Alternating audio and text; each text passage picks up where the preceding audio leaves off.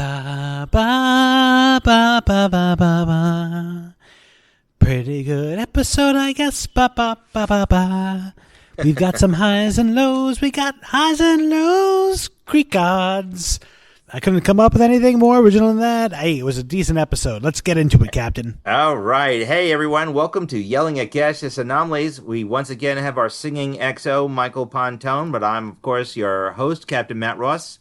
I assume you're happy tonight, XO Pontone. How are we doing today? Can't complain, thank God. Bit of a boring weekend, but man, I'm gonna say, well, that's cool. Continuing on the tradition, I'm happy to see what we got here.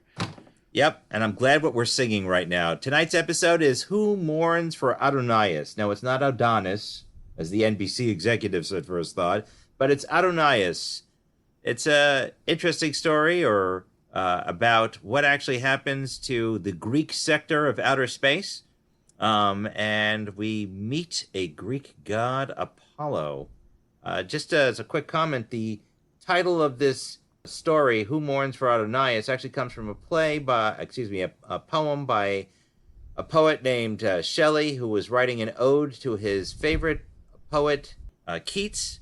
And it's more and more a story where we're saying how great Keats was as a poet, but it also harkens back to a simpler time, an age of gods and nature in its purest form, and who mourns for all that simple stuff when it goes away, when we become more sophisticated and grow up. And that's actually mentioned several times in this episode, but that's really general.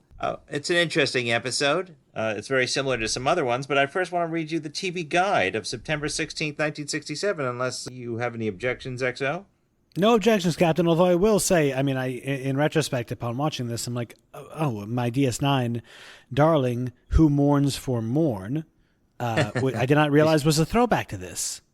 Yes, except Mourn is not a Greek god. That's for darn certain. He also lost his hair. Yeah, you know? Yeah, not only that. I mean, if you hear the great funny joke that is recurring on DS9 is that even though the audience only ever sees Mourn drinking at the bar doing nothing, there are always allusions to him doing crazy things. Worf says Mourn is an amazing sparring partner, and Odo is always talking about Mourn going crazy and screaming things on the promenade, and what's his name?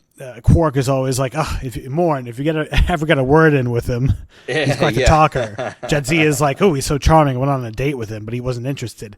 But anyway, I can go on and on and on. I love Mourn, and now that I've had that little aside, let's do it. All right, let's go talk about our TV guide quote from September 16th, 1967. Mortals battle an immortal when the spaceship Enterprise is seized by the Greek god Apollo. Kirk turns to science for a means to overcome Apollo's mythological powers. That's it. It's all right. It's a very short thing. Just a quick aside to that. Gene Roddenberry was complaining to NBC that they never advertised clearly on any of their things, and that TV Guide often did a better job of pushing these shows.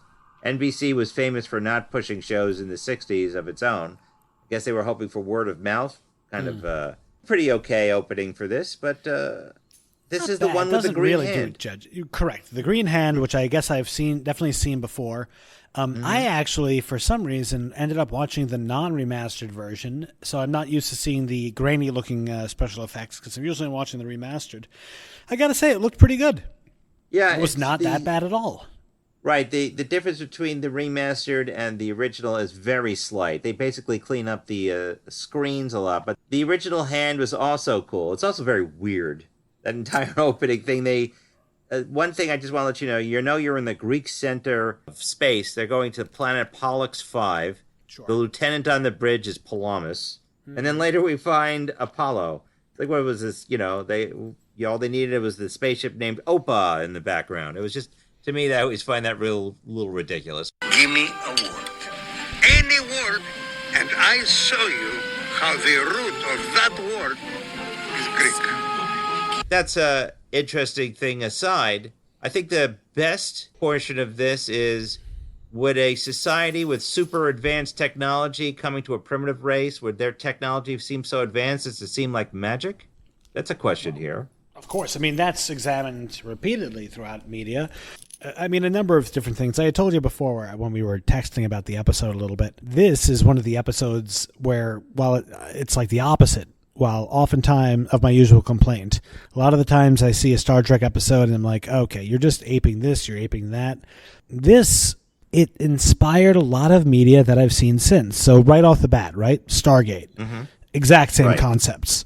Super advanced aliens, it's revealed, came to Earth and are responsible for the Egyptian myths of the gods and how they built the pyramids and everything. Also, a being that is fueled by belief is a major part of a great novella by John Scalzi called The God Engines, which everyone should check out because it's like sci-fi fantasy where these people are traveling through the galaxy in spaceships that are fueled by gods, essentially fueled by magic instead of technology, which is really cool. And that the gods are fueled by belief. And of course, my beloved Neil Gaiman Sandman comics. Those are good. They're great, and they're about beings that are fueled by the belief in them. So there's like a really sad scene in one of them where Bast or Basset, the Egyptian goddess of cats, no one's really worshipped her for millennia, and she's old and she's tired and she doesn't have much power because she's faded. And anyway, yes. Well, there's also the Chariot. Yeah, that's great. There's also Chariots of the Gods by Eric von Däniken.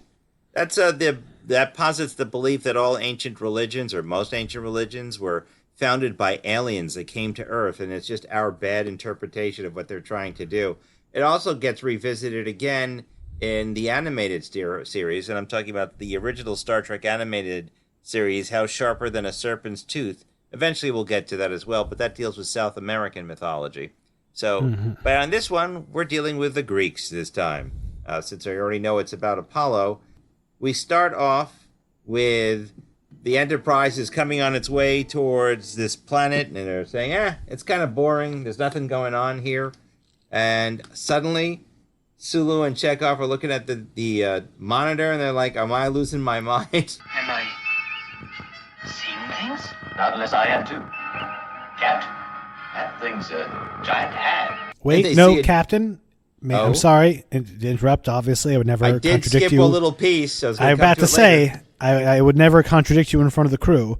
I'm just taking you aside, a little quiet, to say we have some great character development here. When's the time before or since we've seen Scotty be a little interested in someone? Well, you're going to come to it again when Wolf in the Fold, so to speak. That's the name of the episode. With Jack the Ripper. Yes. Oh, okay, now you ruined it. Oh, spoiler. I'm sorry. But on this one, I thought that was actually kind of humorous, where Scotty's really obsessed with Lieutenant Palamas, and McCoy's saying, I don't know if they should get together. And like Kirk's going like, well, if they get together, and McCoy says, she'll leave the service like women do. Yeah, a little 60s sexism in here. Although, listen, skipping ahead, I thought it was going to be another Wrath of Khan thing with a woman's libido sabotaging the whole crew. I was very happy to see, as a staunch feminist, the opposite happening. It's similar. It actually has a very similar concept of Space Seed, and also of the Alternative Factors original scripts.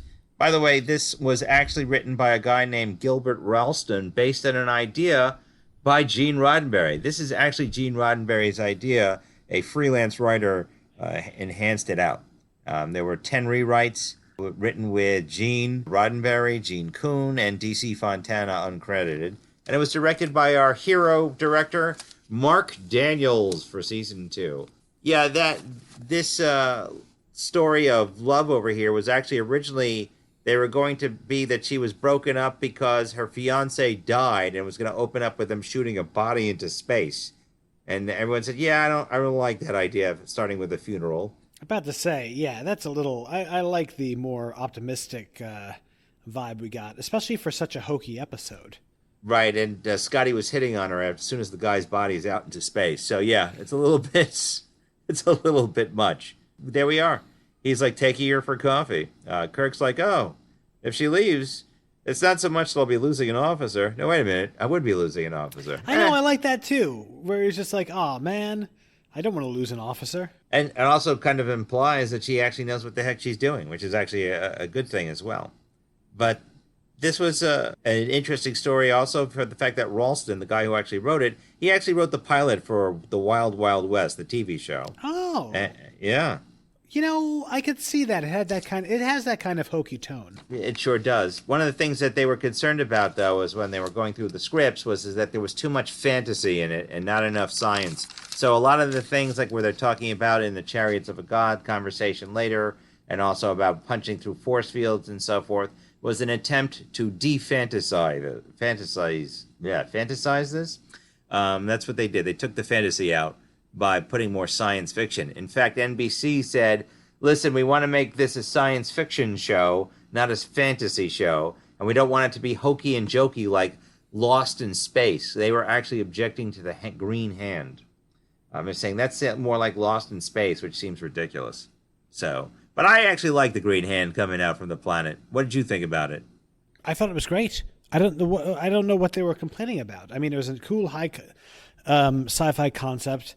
And it was, honestly, it's like the type of thing that I thought that the writers would kind of be blue skying and then, we're not able to pull it off. They pull it off pretty well. And so right now I've got the remastered version in the background.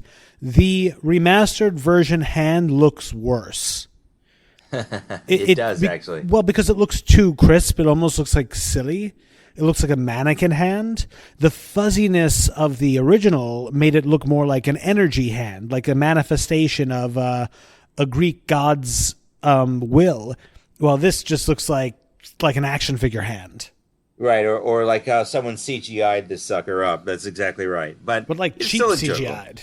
Yeah, well, it wasn't that cheap. One of the things that was the complaint, by the way, was in 1967 was the CGI they used, by the way. Robert Justman was complaining that the optical effects between the hands, the bolts of lightning coming from Apollo's fingertips, phasers firing, and also all the sets, he said it's going to make the takeover of Desilu Studios by Gulf and Western, now known as Paramount, fail because they're going to see all these added expenses. But we'll come to the money later. So... That's where we are. We have the ship is being held by a hand saying, what the heck is that? They can't break out. And then suddenly they have a floating head on another scanner. And he's saying, like, come down and hang out with us. That's but we don't know who it is at this point yet. But when Kirk tries to rebel against it, he almost crushes the hand almost crushes the Enterprise. And he says the funniest line at this point, which is, everyone come down except for Mr. Spock, because he reminds me of Pan, otherwise known as... He reminds him of Pan. Pan looks like Spock because of the pointed ears. And he says, Pan always bothered me, because he's boring. But I don't want to have boring people.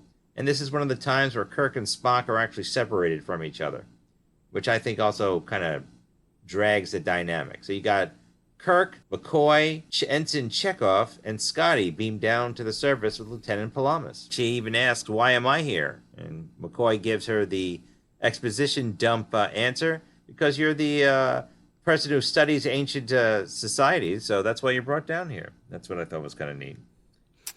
What did you think of the Greek god when you actually saw him? I thought he looked great. I actually was very impressed that that they actually got like a real bodybuilder there. I mean, the actor was legit, looked pretty chiseled, and was pretty impressive. And I like, again, that he was taking it seriously. I like how everyone was taking it seriously. Michael Forrest as Apollo would take it seriously. He used to do Shakespeare. He was also in many movies all over the place. In fact, he was the leading man for many Roger Corman movies, believe it or not. And at one time, he was an amateur boxer. Yeah. So that's why he was cut. Yeah, he's got some real good physicality to him. I mean, borderline bodybuilder, and he seems very tall. And I really like the effect of him growing like big in size, looking like Dr. Manhattan when he gets big. I dig it. And I like how the Enterprise crew is maintaining their cool, being very dismissive of his claim, in no way like entertaining it. You know what it really reminded me of a little bit? This whole episode in a couple of ways. A really good TNG episode that's a little hokey, but I dig. Oh, God, what is it? The Devil's Due? Oh, I love that one with Ardra. Yeah, that one was a lot of fun. The Devil's Due is, I think it's a fourth season of TNG. I'm not certain, but it's actually a lot of fun where they meet someone pretending to be a god. This one happens to actually be a god. Just one thing. That's the question. You know, one of the questions come here. But one thing I just want to let you know is that outfit that Apollo's wearing, he's wearing the Greek toga. NBC needed him to shave his chest. They demanded it because they can't have hairy men on screen, apparently. That was a big deal for the censors at the time. And they also found out... Why was that? You got me. They also thought that the inner leg of a woman is considered dirty. So later when we get into the outfit of Lieutenant Pollux, or lack thereof, it was literally glued on her every day.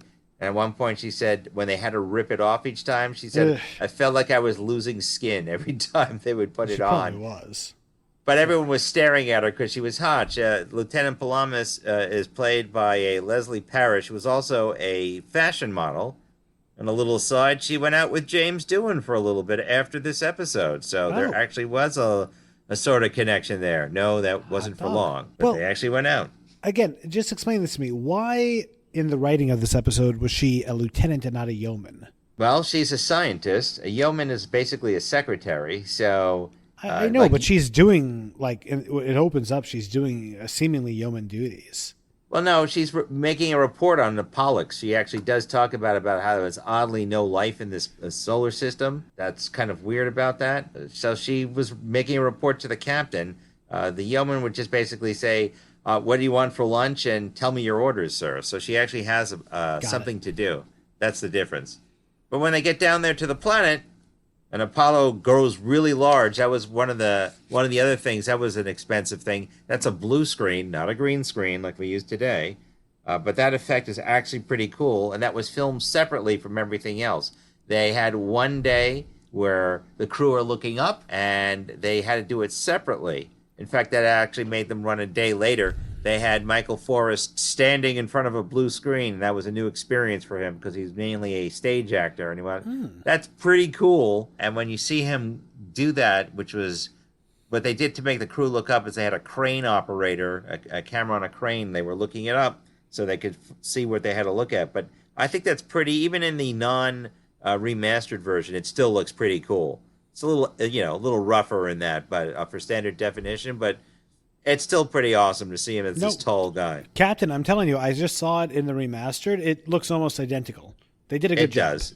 Yeah, it's very slight changes. Oh, and then we also have, getting back to the Enterprise, we have John Winston. That's Lieutenant Kyle, who was in the transporter room chief, and now he's on the bridge.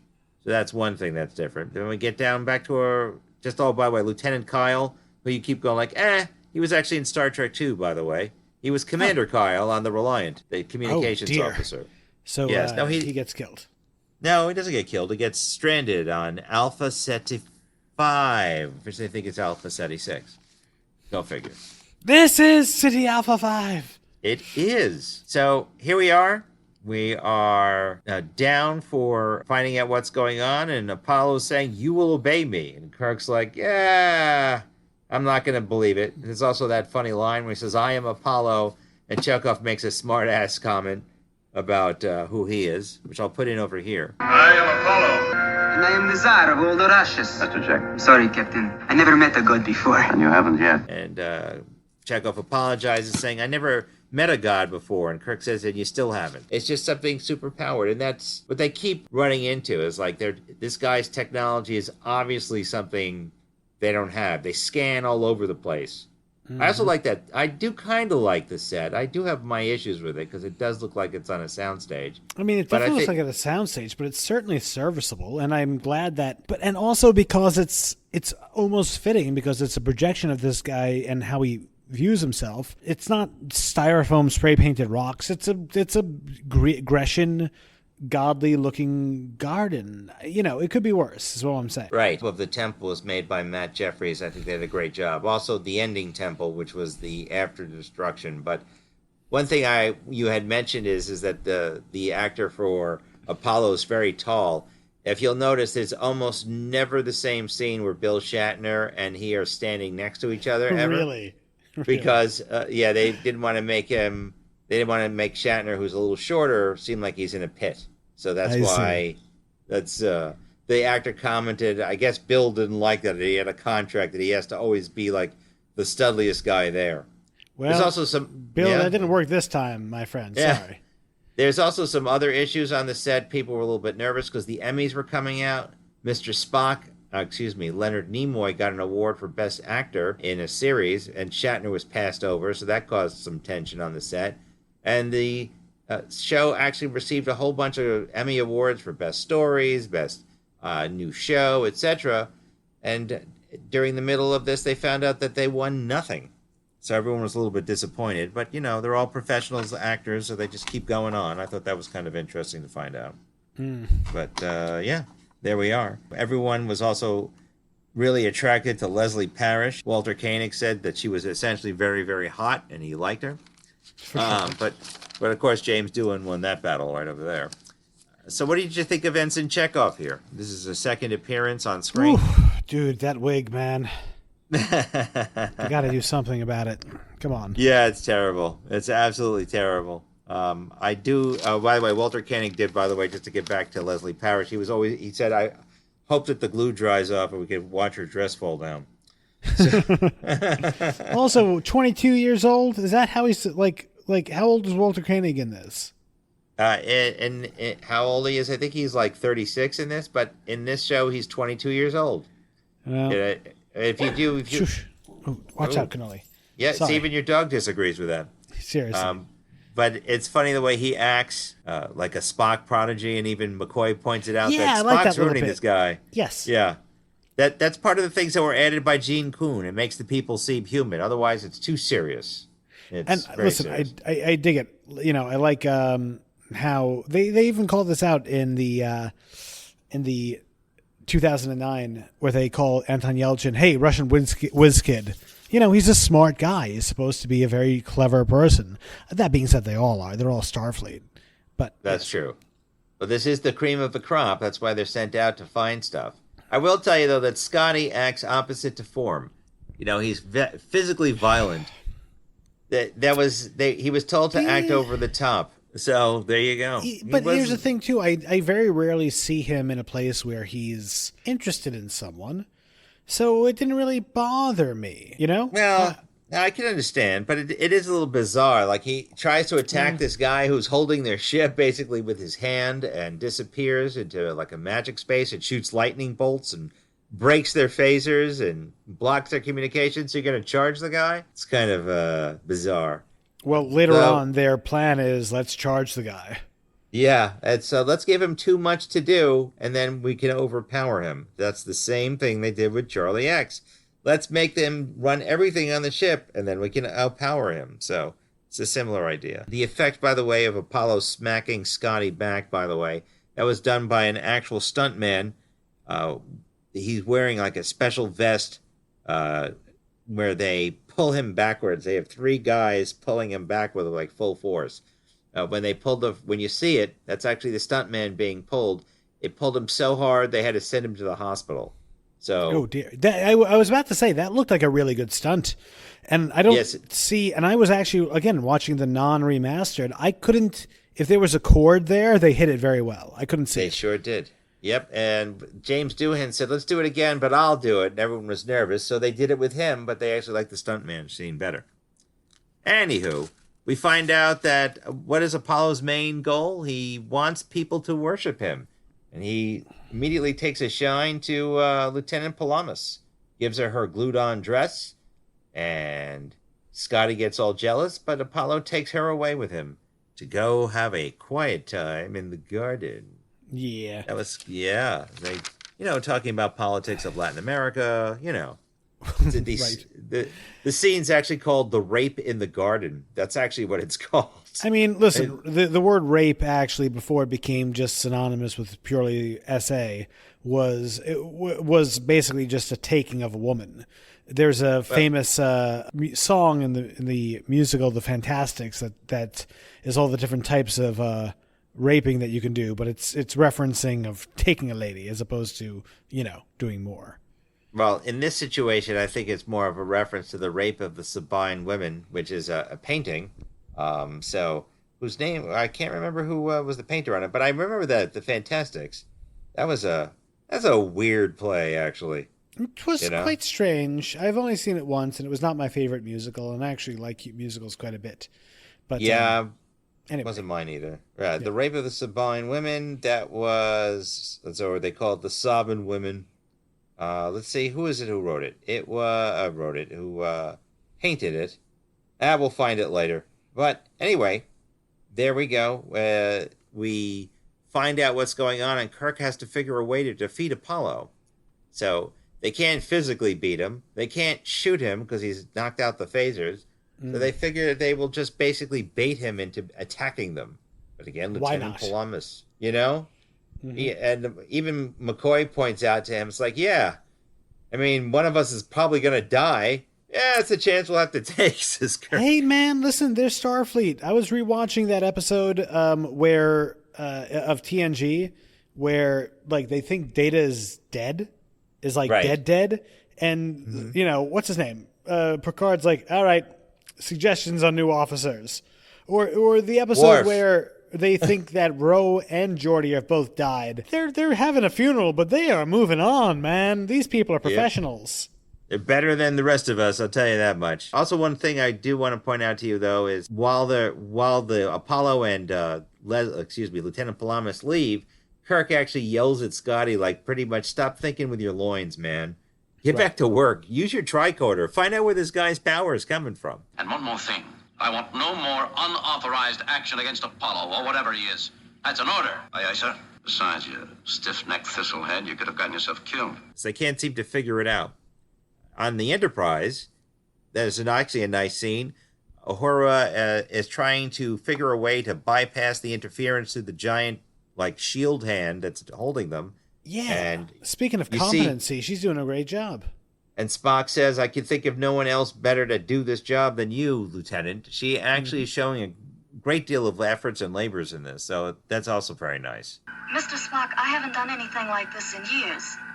If it isn't done just right, I could blow the entire communications system. It's very delicate work, sir. I can think of no one better equipped to handle it, Miss Uhura. So, there you go. Let's see what else. Well, this is actually a very simple-ish story. It's also very similar to, like I was saying, Charlie X. It's also similar to Space Seed, where the bad guy basically feeds on one female officer. But as you were pointing out at the beginning, this officer is a little more competent. But Quite. she needs a bit of Captain Kirk's liquid true. Well, that doesn't come out right. Or more of a, speech about what it means to be human. Right. And how it is that we relate to each other as humans as opposed to dealing with this alien who is pretending to be a god or thinks he's a god. But, Well, and I mean, I was going to say, obviously, echoes of Squire of Gothos here. But, Yes. I mean, ish. Like, similar, they're trying to figure out the source of the power. We have an alien that is so advanced that essentially it seems like magic to us, although different, obviously. This is a figure from our past, from our, collective unconscious appearing. Although, honestly, I mean, like, it's so strange that they picked... Also, tell me this. Why Apollo and not Zeus? it's a good question. When they were coming up with the story, Ralston said he just wanted to do Apollo for some reason. But I also find bizarre as the actual story's name was called Return to Olympus at one point. That would have been good. What's wrong with that? Yeah, they figured they would make an ode to an ode, if you will, because it's talking about the death of all gods in this. So that's pretty much it. But even Apollo admits to Palamas, she says, like, what's it like being a god or, in the past? And he's basically saying, well, we were like gods.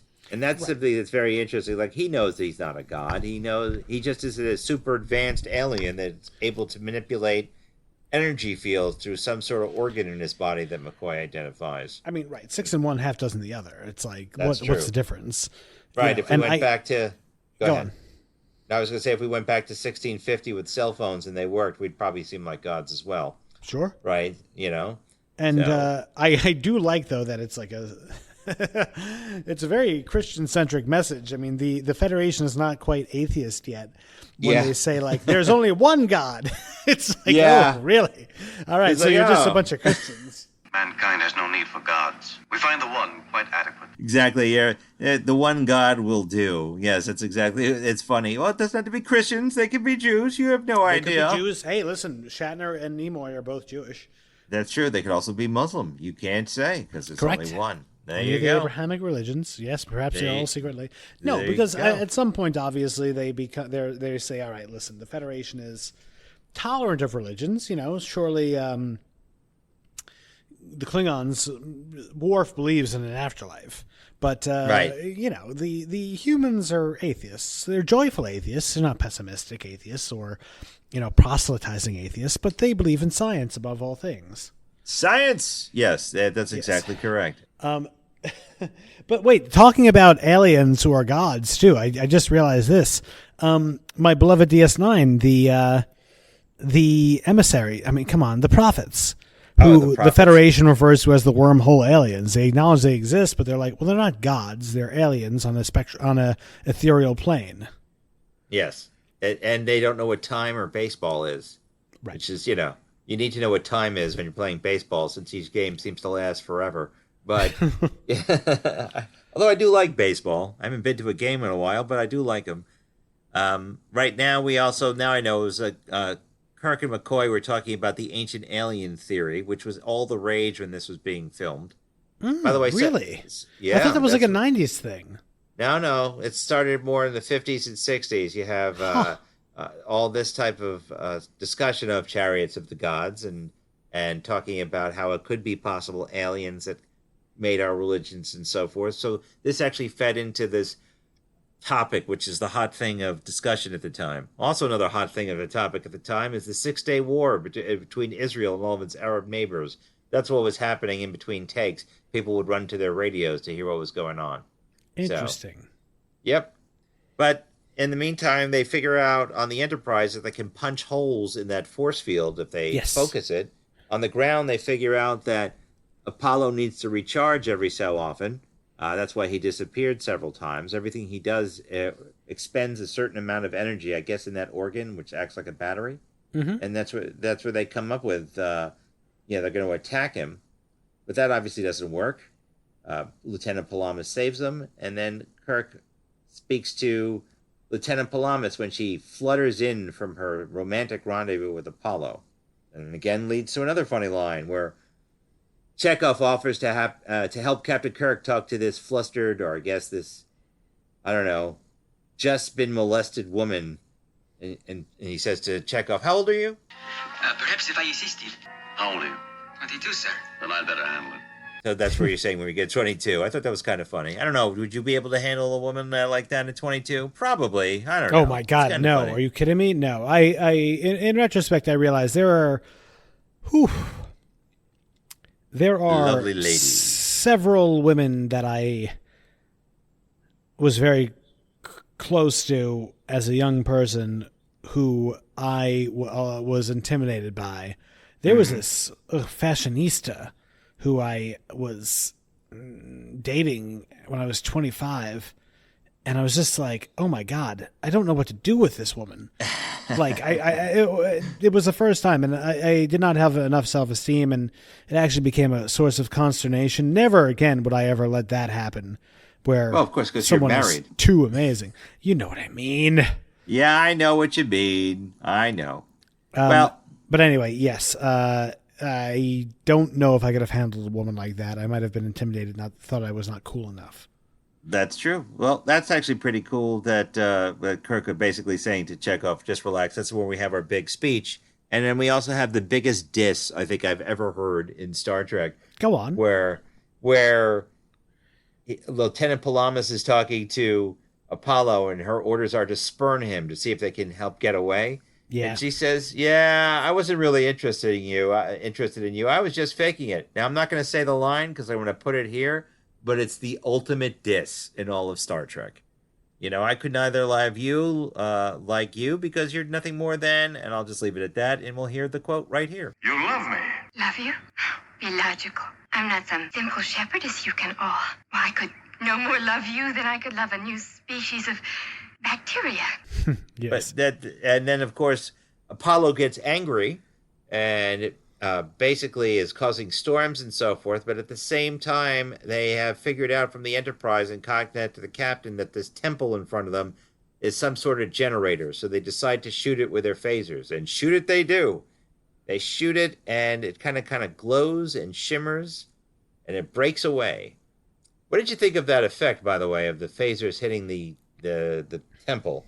I watched the non-remastered version of it. I watched the original version of it. Looked pretty bad, but not terrible. I thought it was fine. I liked that there were straight lines. I actually appreciate that. I was like, beams would be straight lines. You don't see fuzzy parts of a laser. And in fact, I really didn't like this is a weird one-off, but the tractor beam in Picard season 3, I thought wasn't great. Yeah, don't even get me started on that dumpster fire Picard. Shut up! 3, hey, the third season is fine. The rest Captain, of it please, come on. You're talking about my baby there. Don't make me send you to the agony booth, Mike. I'm sorry, sir. But I apologize for my insubordination. That the temple effect always drove me crazy, because it was like they just were turning it red. It just drives me nuts. In the remastered version, it's a little bit better, but it begins to shimmer and break down. And they actually had to stop shooting a day so Matt Jeffries could take out the solid temple and put in the ruined temple. And that's where we come to our final scene, where we have Apollo yelling to his friends, the other gods, who are not really dead. He's setting himself on the winds, as Hera has done. Man, that was disappears. Like him describing Hera was really beautiful. Like they took it seriously, and it was like the concept. I don't know. I could visualize what he was talking about. It was really, really sad and dark. And again, it reminds me, there are so many scenes of that, like that in Sandman. In Sandman, with a god like fading away and choosing to be nothing. There's a really poignant scene in Sandman where that would be spoilers. Anyway, continue. Well, but that's what happens here. He disappears into somewhere. He said to Lieutenant Palamas in the scene earlier, it's not that we die. We just we do something in a different concept, something you don't understand. And that's what actually happens here. But it's also very similar to the ending of Charlie X, where Charlie X is actually being taken off the bridge by the... Well, he's saying, you're trying to, I want to stay versus take me, and I'm sorry. That's actually pretty wild, I thought, though. Apollo had a little bit more dignity. Time has passed. There is no room for gods. Forgive me, my old friends. Take me. Apollo does have more dignity. Actually, Apollo does come back. I just want to point out to you, there's a follow-up Star Trek episode. I was going to ask. Yes, there was. It's actually, there's Vic Mignone. He does this episode, or Vic Mignonia. He does this episode or show called Star Trek Continues, and I advise all our watchers to look for that. Star Trek Continues. Yeah, Star Trek Continues episode. I thought it was going to be like an animated series or something. No. Star Trek Continues is a live-action version. It's a fan production, but it's actually pretty well done. They have the sets done correctly. They have the acting is pretty well done. Stories aren't always the best, but honestly, it's because sometimes they're a little bit too long, but they're actually really well done for a fan production. You would never know it's a fan production because they recreated the entire set of the Enterprise. So with buttons and everything. And Mr. Forrest comes back and visits again in an episode called Pilgrim of Eternity, which is another line in that original poem about who mourns for Adonais. So there we are.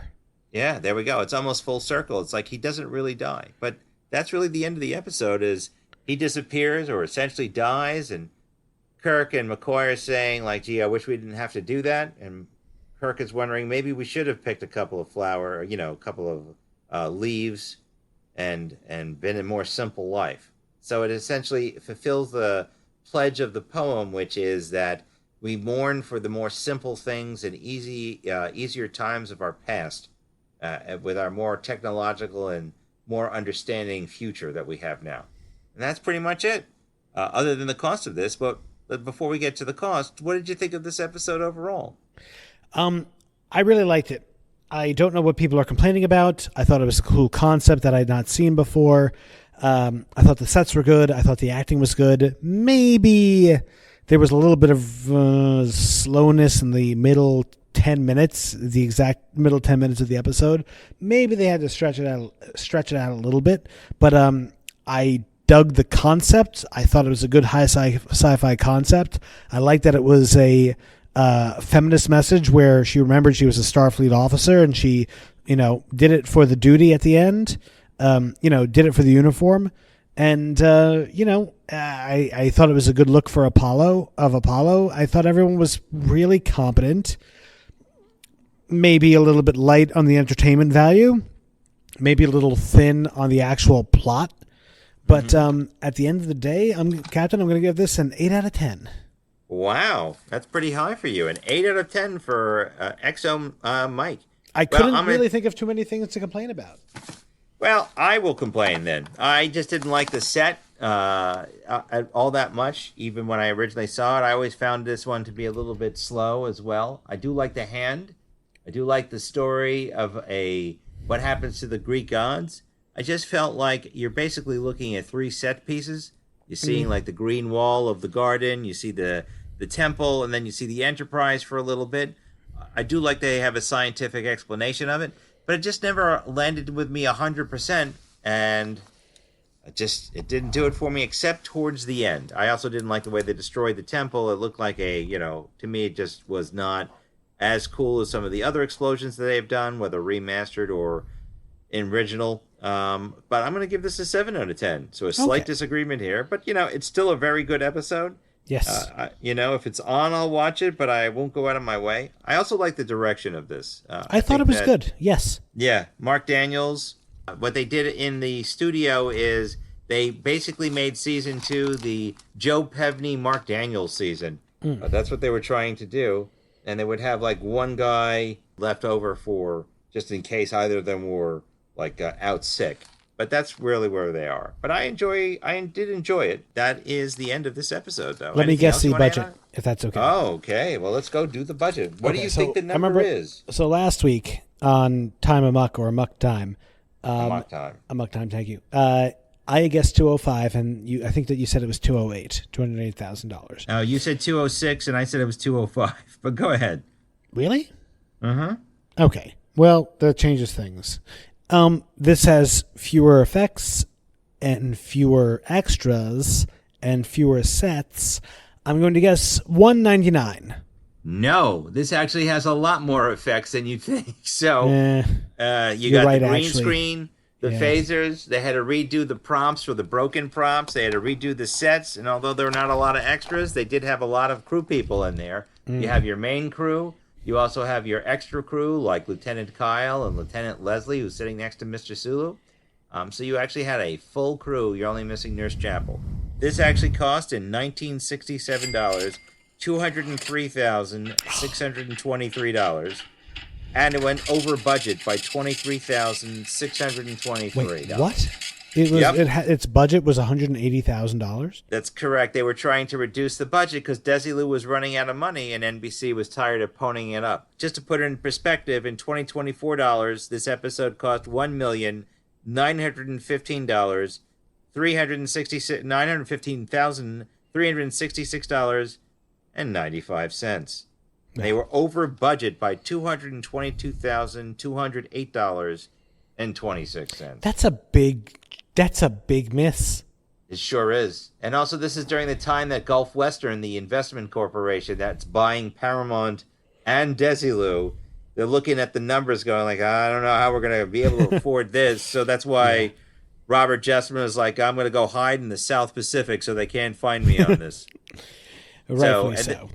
Right. And the biggest issue on this set was the censors. The censors were all over the dress. They didn't like the fact, again, that Michael Forrest had a hairy chest, so he had to shave it all off, and they were just ultrally concerned about that. I mean, DC there are some shots of this where you just see her bare back completely. That must have been the most nudity that you could find outside of a pornography magazine at the time.